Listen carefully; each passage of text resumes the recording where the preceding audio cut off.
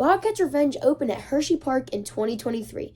It filled the only gap Hershey Park had in its lineup, and turned Hershey from a top 10 coaster lineup in the world to probably number 1. Also, I'm just going to put a little disclaimer. I am yet to go on Wildcats Revenge. I'm just saying why I think it looks like the best in my opinion.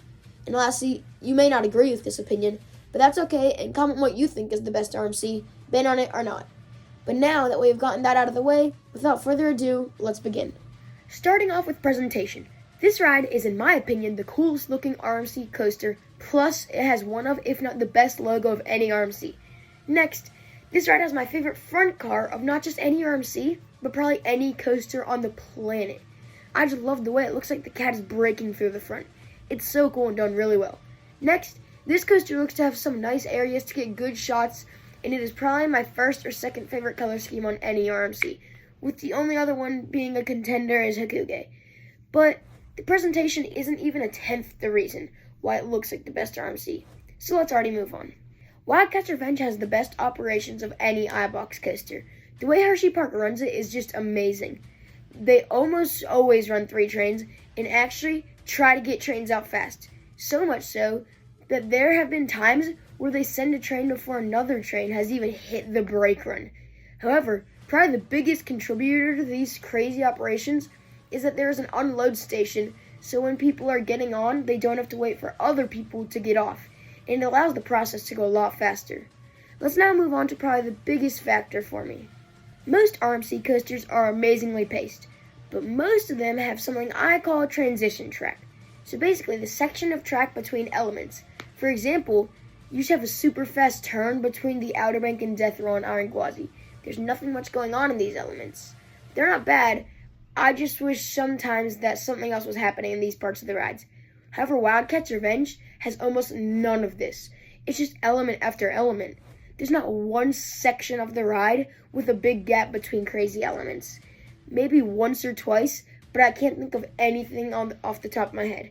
So this factor also leads into our next category.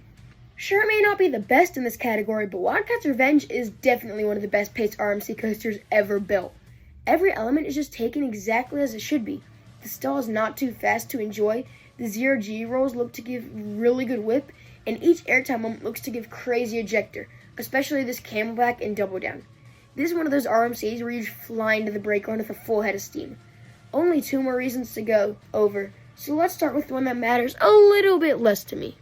The airtime. This ride's airtime is insanely strong, and there's a ton of variety in it. Sideways ejector, upside down floater, and just pure straight amazing camelbacks. Each element of airtime on this coaster seems to absolutely hit.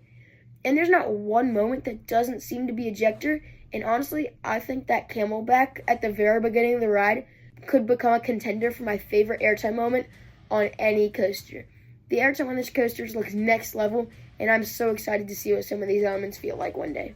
Anyway, the last and maybe most important reason, how aggressive this ride looks. Not only does it have some of the best airtime like I was just mentioning, but it also looks to have easily the best laterals and whip on any RMC coaster. There's a couple of moments that some people think are actually too much, like the super fast-paced unbanked turn into the brakes, and this lateral double down.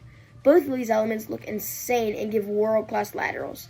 This ride also has a couple of solid moments of positives, probably not Iron Gwazi level, but still above average. And lastly, the crazy sequencing from element to element. Each element leads into the next perfectly in an aggressive way without being too uncomfortable.